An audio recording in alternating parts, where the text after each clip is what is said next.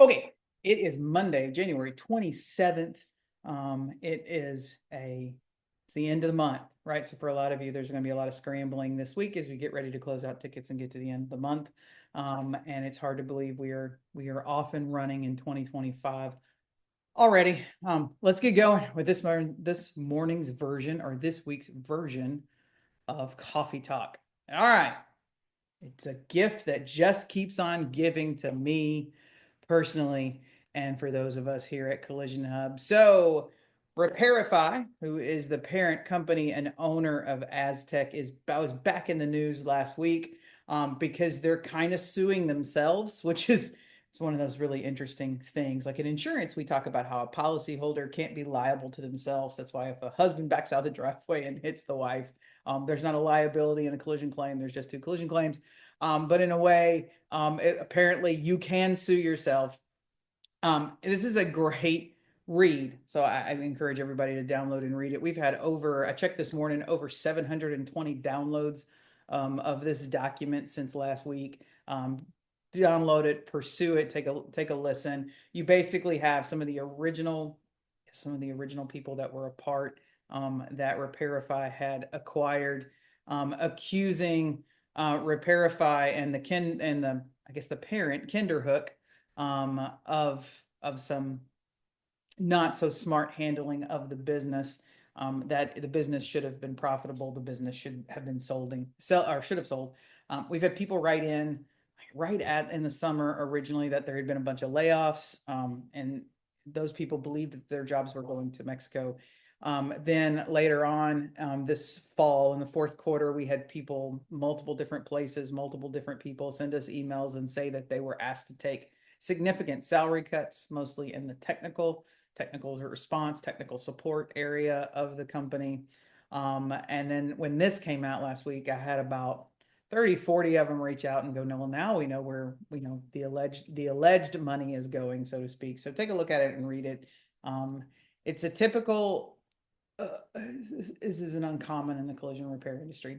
We'll just say that, where people bring in different leaders who were previously at different places or whatever, and then those leaders basically, I don't want to say not say mismanaged, but we'll just say that they run the companies the way they've already ran the other companies, specifically when those companies go bankrupt or whatever. But there's nepotism involved. There's misallocation or misappropriation of funds involved in this reading. My favorite is that apparently the company is paying for rent on a residence in Key West. I always wondered when I looked at the properties that, when I was in corporate, that the company owned, whether any of us could like go there in vacation. Like, was it like a VRBO kind of thing, or like it was a company booking site where we could just like figure it out. But they have a residence down in Key West, so definitely something to take a look at. One of the interesting parts about this that I was reading was it involves the investment that 3M made.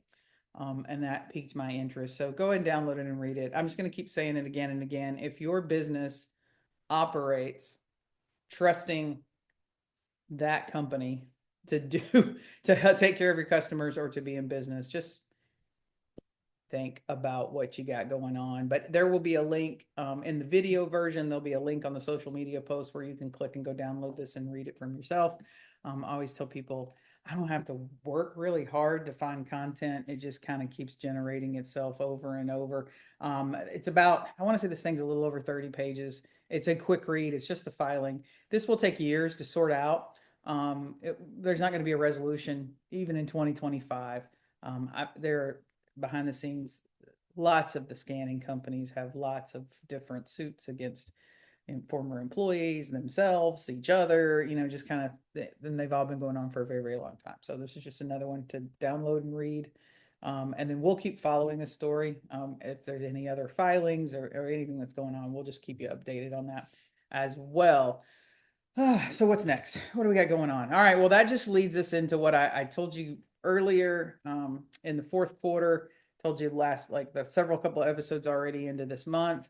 I am going to keep talking about ADAS, ADAS functionality, the lawsuits and issues that are popping up now around ADAS and how that affects collision repair. So, In this instance, we have the National Highway Transportation and Safety Administration has opened an investigation into Ford's BlueCruise. So this isn't an investigation into Tesla.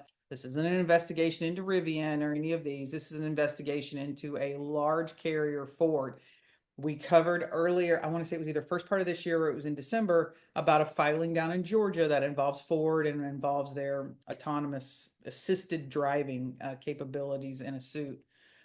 Some of you throughout last year would send me emails and say, hey, I got a call from someone from NHTSA that wants to come in and look at a vehicle we have in the shop. And that's just them initially inspecting. A lot of times when something interests them, it doesn't necessarily mean there's a full-blown investigation or whatever. They'll pop up at your shop and go, hey, we'd like to look at this car. And so I had people call and go, hey, should we let them look at the car? And I'm like, absolutely, I'll let them look at the car as long as the customer approves of them looking at the car. It's their car. So here's what we got. We have 2 fatal collisions. 2. That's it. It's all it took to open an investigation. 2, not 20, not 30, not 2,000, not whatever. So 2 notices of fatal collisions involving BlueCruise-equipped Mustangs. So now it did start with the all EV, but we all know that BlueCruise and those the ADAS, which enables those services, are available across the whole model line. So they have expanded the investigation. They decided that they would go past just looking at the Mach-E. And they are looking at all crashes or non-crash reports related to BlueCruise. And so here's what this goes. Ford has identified more than 2.5 million vehicles fitting the parameters in which NHTSA has given them that are equipped with the system description. So that is a majority of the vehicles are equipped with the lane centering assist. So that's your LCA. Which is a hands-on partial driving automation system. So I can get the vehicle up on the highway, get it to speed, hit the button, you take your, the videos are amazing. That is what is mentioned in the suit down in Georgia, that the owner of the Ford truck that was involved in that collision was very proud of that, being able to hit that button and go hands-free, and talked about it frequently to friends and relatives and anybody that would, watch them do the demo. That it has adaptive cruise control, and that there is control governed by the steerable path. So that's the ADAS stuff. If a vehicle is involved in a collision, front and rear, inside, whatever, and we are R&Ing or R&Ring different components, or there is damage within the area of certain components, we have parameters, one on what we can and can't do for repair, what we should or shouldn't replace, and then when those vehicles go back together, how they are supposed to be scanned, calibrated, road tested, verified, and then delivered back to the customer. And within that, I would say, we call it like that circle of intake to delivery, kind of the circle of life. There are things that we as a collision repairer have to do, and there are things that we are told to do. Those may be follow the OE. Those may be use OE tooling and equipment, which is more than just the scan tool. That would be targeting. That would make sure that when we are calibrating and doing that, we're meeting the qualifications. Is the room the right size? Is it the right level floor? Is it the right lighting? Is it the right targets? Is it the right, everything has to be right. We can't just do one here or there. We've got to get all of those dominoes lined up, because you take one out and we've got a problem. So they say through their investigation some interesting things, because we've been talking about this for several years. And when we started to talk about it, we caught a lot of flack. Now that's nothing new, and I'm used to taking the flack. If I'm, I don't want to say to people, if I'm honest, sometimes what people tell you, to be honest with you, or to be honest, that's usually the predicator of a lie, right? But we started talking about this years ago, and I took a ton of flack over it. I know that there are a lot of shops, you may be on a DRP program, you may not be on a DRP program, and you still do this, but you basically don't want to explain to customers the safety issues around certain parts. And so I always have people go, some things can't kill you, Kristen. Bumper covers can't kill you. Fenders can't kill you. And people used to tell me headlights can't kill you. Yeah, we're going to add headlights to the list of things. And now paint. People used to tell me paint can't kill you. And then you look at radar compliant paint codes and the different studies out there. And it's almost like when I was a kid growing up, my favorite places that I wanted to go, and I had my whole entire room covered in it, was Australia posters. I wanted to go to Australia. And then I found out that just about everything in Australia can kill you, whether it's snakes, spiders, whatever it is. It just seems like everything in the world that's either venomous or deadly collected on one island and couldn't figure out how to get off. So I decided I never want to go there anymore. Like it's off my I want to go visit. Sorry, Michael.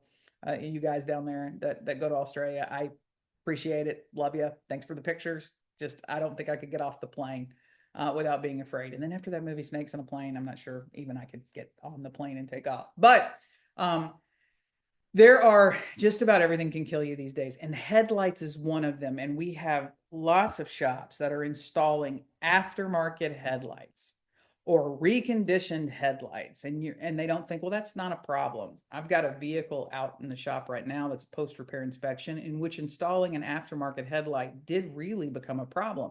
It it became a problem for a mechanical issue or whatever, but it was a problem beforehand, because if you'd have stood in front of the car with the headlights on, you would have went, yeah, those don't match at all. Like there should have been like a visual cue just to say, I want to give my customer back a vehicle that looks okay.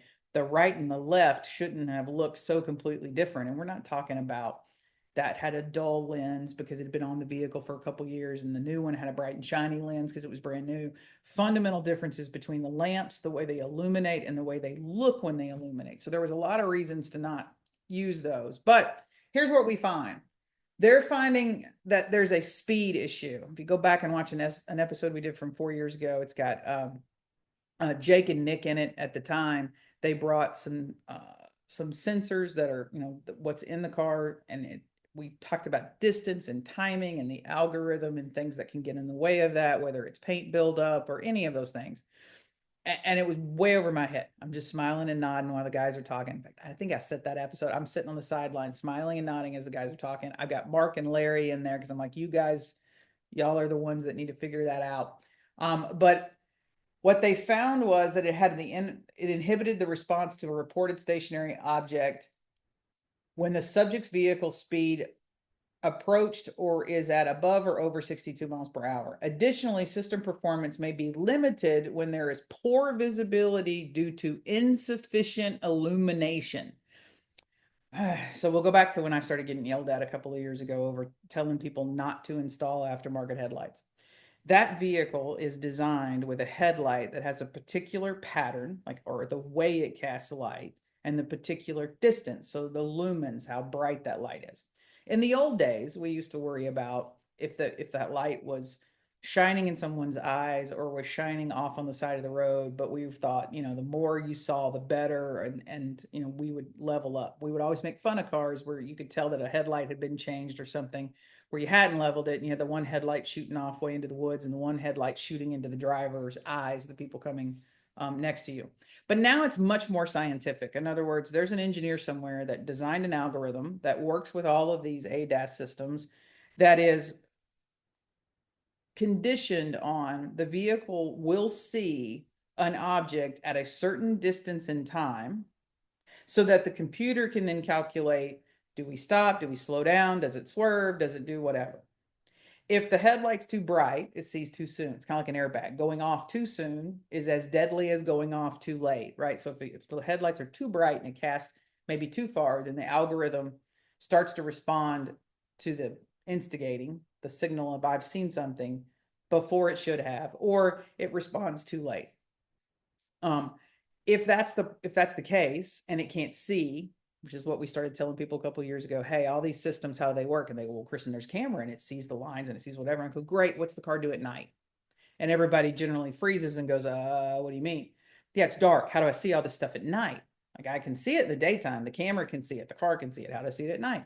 The headlights. That's how I see that stuff at night. So headlights become an issue. Now, I always say, like, what more could you throw at a body shop in terms of liability and things that they have to deal with? So I have paint and I have radar compliant paint codes. Check. That's the first thing. I got parts. I got to make sure the parts, the same millage, the same material, the same whatever. Great. Check that off. Now I got to calibrate it. I got to scan it. I got to do all those things. And I'm going to have OE tooling with OE targets to be compliant. Check. Well, my facility has to be compliant. So whether it's level floors, the right lighting, the right whatever, do I have all of that? Oh, check. And then now we're going to get into it and go, did the headlight I install have the right lumens, and does it cast and do the right things at the right time to make sure all that works? Because in theory, if you install an inappropriate headlight, then none of the calibration and the stuff that you did mattered. when you think of all of these different ways in which a plaintiff attorney is going to put you on the stand, next week is our claims adjuster class, and we have the deposition and testimonies of a regional manager with an MSO, with the store manager, and with the estimator, and they are eye-opening at some of the assumptions, some of the decisions that are made, and some of the things that they just didn't flat out think about. Just didn't think it was going to be a problem, which is probably why they ended up settling the case. But we're going to go over those. I always tell people, if you could read the depos, you'd think about collision completely differently in the things that you do. But now I've just got to stack that up. So these accidents happened at nighttime, and they were both traveling at over 70 miles per hour, and had the hands-free BlueCruise engaged when the vehicle collided with a stationary vehicle. So as those investigations pick up, and they're expanding them outside of what we would consider, you always hear the Tesla stories, or, hey, we're going to go after Rivian, or we're going to go after Lucid, or we're going to go after whatever. The attention is now on the majors. So the Ford, the GMs, and we're working on those cars. Those cars come to us now with those models, with all of that engaged and on the vehicle. We're responsible for getting it back to them. We're responsible for making sure and ensuring all that stuff works, whether we just took a door handle off. We did an estimate on a Honda one time where, what happens when you take a door handle off. And there's a difference between the driver's door handle and the passenger's door handle, and what it triggers and what has to be done. So there is a lot to do, which means if you start stacking those bricks of possible, where can it go wrong? And then how would I get blamed as a shop? Be very careful who you are choosing to do business with these days. Just like I said last week, please meet with your business attorney. Please explain all this to them. Please go over everything and let them tell you whether you're making a good choice. And if you're not making a good choice, let them explain to you what the potential exposure of that is. I meet with large multi-shop operators on a weekly basis that are being faced with litigation or complaints and how to avoid the litigation, etc. It's picking up. The best thing you can do, there's nothing you can do that would permanently or 100% guarantee that you have no exposure whatsoever and you're fine. But the best thing you can do is make sure that you are, one, choosing to do business with the right people. And those people have QCs and checks and are stable. You don't have to wake up one morning and suddenly they're gone. The doors are closed, they're locked, they've disappeared, and now your business is in jeopardy because of that. Those people have QC processes. You have QC processes and double check. Trust but verify. I'm sure you like the people that you're doing business with, especially let's say it's corporate. Corporate signed a contract with somebody and they like them. The hell mean you got to trust them just because corporate signed it. And it doesn't mean that you're off the hook because corporate signed it, right? You have a duty to do all of these QC checks and do things in the place that you can. Just make sure you are not exposing yourself in the wrong ways. And if you decide to do that, then at least your attorney is ahead of the game on what they're going to do if something happens or goes bad. But I can't imagine any of you want to be the cause of something like this. So double check even the parts you install now that I guess intertwine or work with these systems. I've even seen people telling me that companies are now writing aftermarket sensor replacement, blind spot monitors, etc. And I'm like, holy hell, that's like if I wrote a aftermarket airbag 15, 20 years ago, the whole world would have sacrificed to put my head on a stick and ran it around the industry. And now, because large companies who already have relationships with insurance companies suddenly decide that they're going to offer aftermarket sensors, safety components, no one, I guess, other than the body shops is screaming too loudly on that one. All right, what do we got going on next? Well, I always tell you that if you want to know, if you rely on insurance companies to make your money, so we can say, I have a lot of shops that go, we work for the customer, we do whatever, and the very next word out of their mouth is, but so and such insurance company won't pay my X. Okay, so if your business is part of an insurance company writing you a check, and that's really what if it comes down to it, you're like, I would not survive, Kristen, on purely customer pay work. I work and I need insurance companies and they're a part of it. Then you better start learning what's going on their side of the fence. If you're going to ask them to make a payment, then you need to understand their business a little bit better than they understand their business. Um, Last year, we did a whole class on the the different regulations of insurance companies and who regulates it. Most people had forgotten that during our last recession, when we were bailing out the auto companies and Fannie Mae and all those people, there was a bill that went through, and there's now actually a part of the federal government and the Treasury Department that oversees insurance. Their goal is to just make sure insurance is solvent and affordable for Americans because life kind of runs on insurance. We all like to buy things we don't really afford, we can't really afford, and we can't really replace. And that would be our homes, cars, etc. So if something happens to them, we just can't afford to go out and buy new ones. So we put insurance on them because that's our gamble of why we want to own those things. The Treasury Department did a study, and they've released that study, and there's a link in these posts as well, so you can download the suit filing, and then you can also download this full report and read through it. But basically, auto premium represents 35% of the PNC market. People all the time wonder sometimes why the DOI won't do more about what's going on with auto, and it's not exactly the biggest piece of the pie that any PNC carrier has going on. So therefore, it's kind of not the biggest piece of a pie for a DOI. Most DOIs are just really hammered on health insurance and denials for those kind of things. So sometimes getting them to turn an eye to auto isn't always easy. Bottom line on the report, costs are up. So the cost of insurance is up across the board for everybody. Severity is up, so the cost of claims once they come in is up, but frequency is down. So more along the lines of what we've been talking about. Claim frequency is going down, which means the availability of those claims in the marketplace with which shops would get a contract and then have, work with an insurer and get a payment.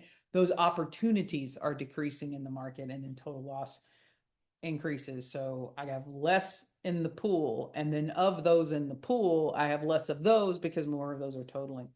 This report really focuses on the kind of the technology that's involved in the PNC marketplace these days, artificial intelligence, not just what you think of artificial intelligence in terms of writing an estimate on a car or whatever, but how AI is categorizing consumers, the risk of those consumers, the fear around artificial intelligence choosing premium or rating people, what kind of regulations or governance should there be on some of this technology in the industry. But it's a great read. It's a fairly short read. It's not incredibly long. It's not like some typical government reports. It's 700 pages of nothing. Ooh, um, but so it's not that by any means whatsoever.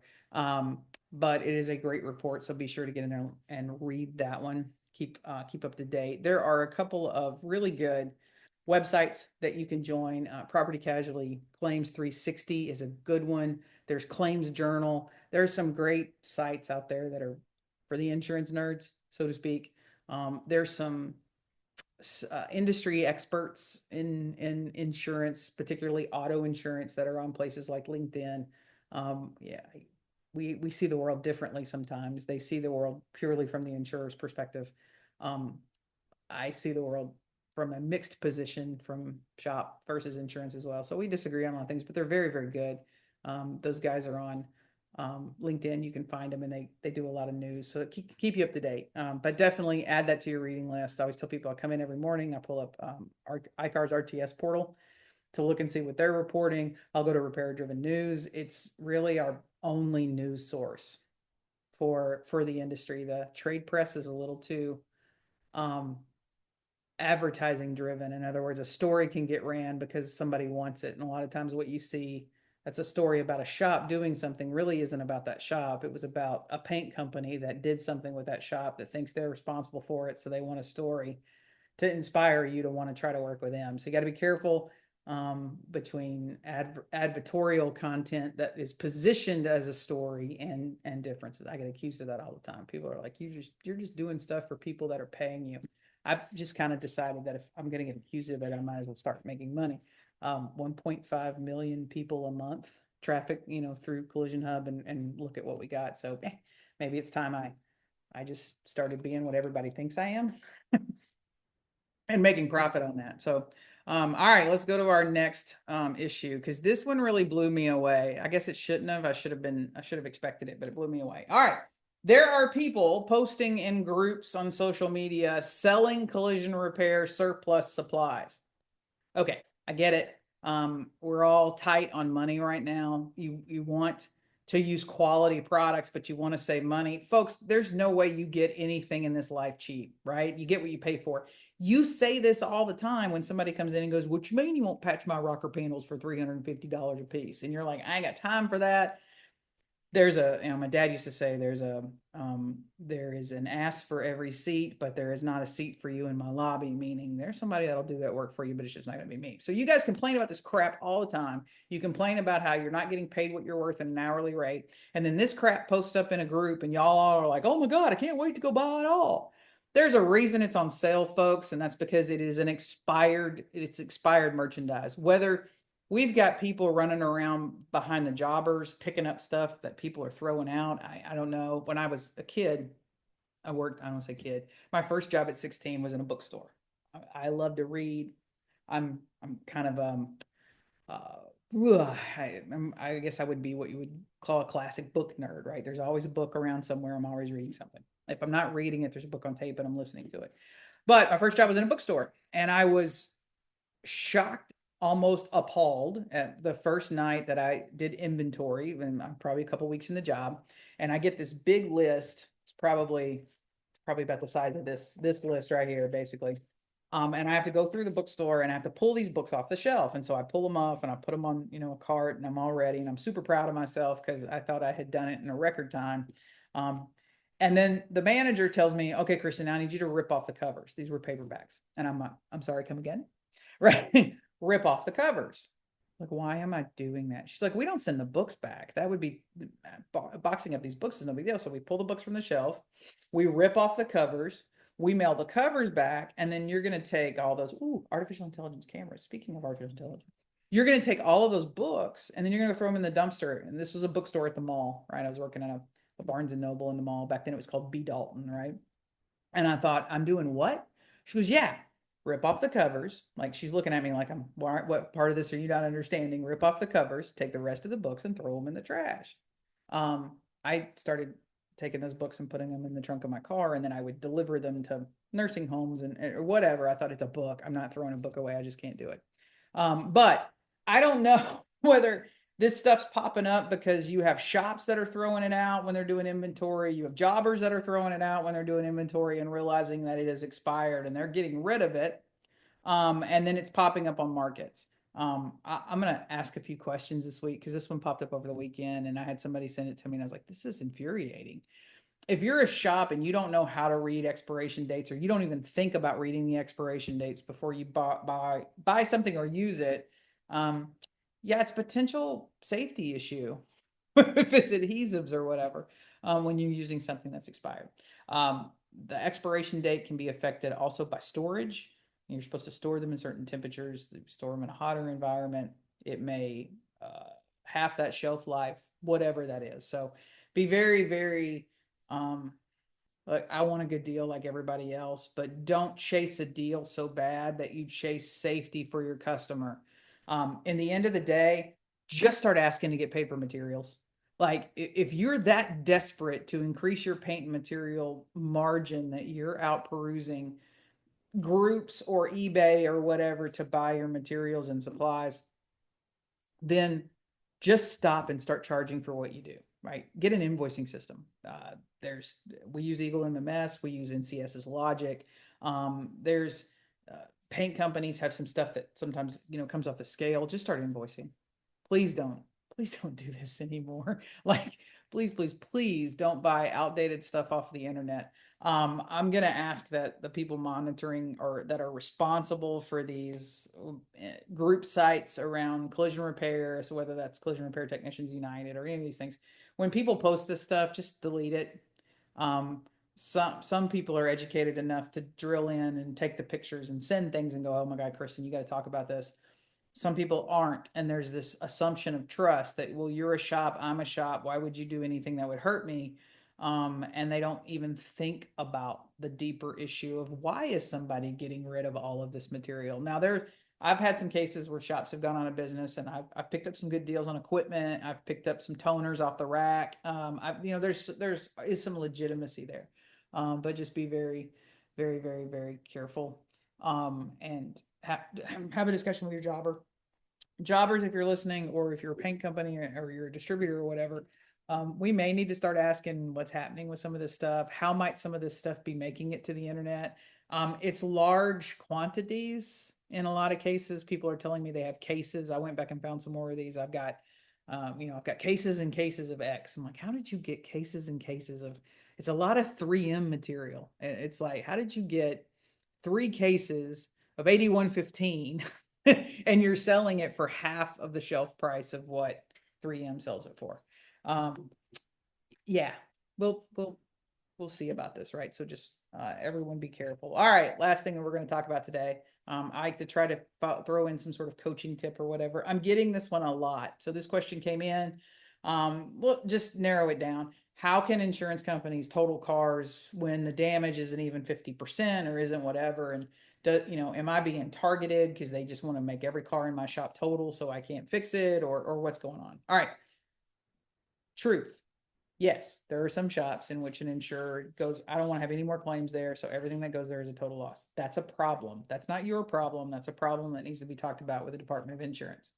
But yes, an insurer can total a vehicle, and specifically on first party. Third party is a completely different story, so we got to be very careful with that. But on first party, part of that insuring agreement basically says the insurer can total a car for $1. I used to tell the shops would argue with me, would argue against me on this all the time.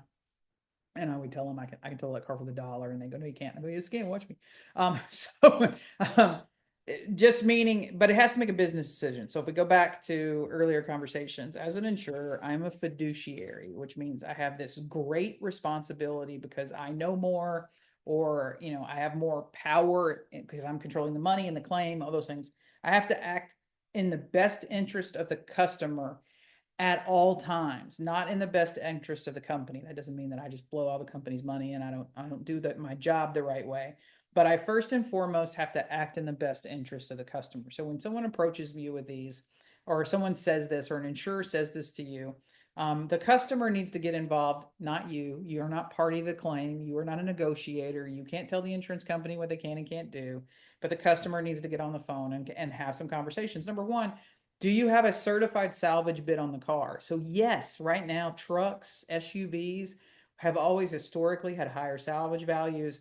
And when we're in a recession and used car market goes higher, then sometimes that salvage pushes higher. So I've had salvage that's been worth 50% or so. Specifically hail, a lot of those. It's been more in the interest of the policy. We will spend less money if we total a car. In other words, the car's worth X, the salvage value that I'm going to get is X, and then I'm not going to have rental and some other things. Now, I will tell you, if the policyholder has rental, you cannot factor a paid coverage into the decisions that you make to total or not total a car. So I basically just say, hey, just call the insurance company back and ask them to explain it to you. Here's the ACV that they've decided. Here's what the salvage value is, and here's what they're basing that criteria on. That's going to determine whether the customer has anything to do. Sometimes the ACV is way off. Sometimes they've got their threshold set to like a base model trade-in value, not a retail value with all your stuff on. So sometimes it's just a matter of going, okay, well, hey, based on what I see there, you're right. That would make total sense. But this vehicle is worth X, not what you have it.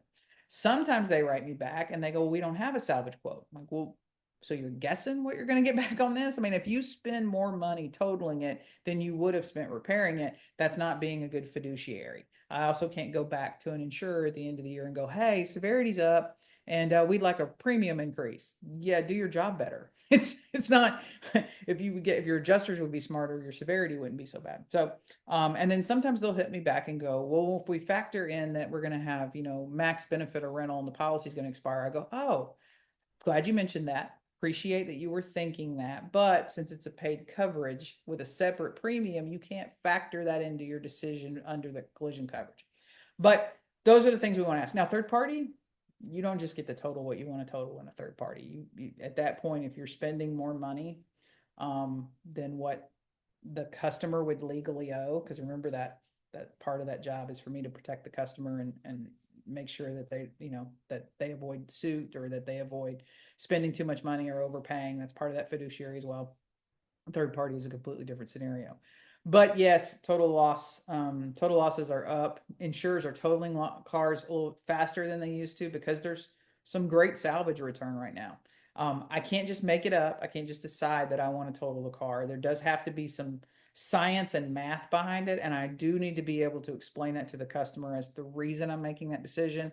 That typically is the best defense if you're a shop and suddenly they want to start totaling everything at your shop. I've been there. I've had to come in from corporate when one of our managers and an adjuster decided to pick a fight with a shop and wanted to start totaling everything there, and sort it out and go, okay, know why you did it. I get it. Your feelings are hurt, but you just can't do that to our customers. We're not going to screw customers over because we're mad at a body shop. That's just not how we're going to do that, right? And then sometimes I've been the one that they've called in and said, hey, we got to figure out how to get this shop. And I'm like, let me just start getting certified salvage bids on everything. That was one thing that I could do. You could call Copart or IAA and I'd like a certified salvage bid on this vehicle. And they look at sales historically and they give you a figure and they sign off that says, yeah, we would guarantee at least this much for salvage return. I have had to go through that process. So be very aware. It's not just a matter of they can't do that. They can, if the math works, they can. That would be handling the claim within their fiduciary responsibilities, which is we're not going to spend more money fixing one than we could if we totaled it, but we have to be able to explain that. So just have the consumer ask some questions, get some things in writing, have them explain that decision. If they won't explain that decision, if they won't give you the math, if they won't do any of that, then the customer's next response is to try to utilize their Department of Insurance to get those answers for them. It just needs to be a very detailed, I don't want to say complaint, but it's a very detailed question to the DOI going based on this. How is this the best use of my money? And wouldn't this be overpaying a claim because they're going to spend more totaling it than they would repairing it? And then that would affect premiums and all kinds of things. So if you write the question responsibly enough, it's good. And I also think it's very good that the DOI is aware that there are a lot of questionable claims decisions being made right now, not of intent, right? It's not that I don't believe that there's a meeting held and it's like, okay, here's where we're gonna do this today to screw over customers or do whatever. It's just lack of training. It's lack of knowledge, lack of understanding, particularly in total loss departments. So I don't put my best adjusters in total loss department, right? I've got them in complex claims or whatever.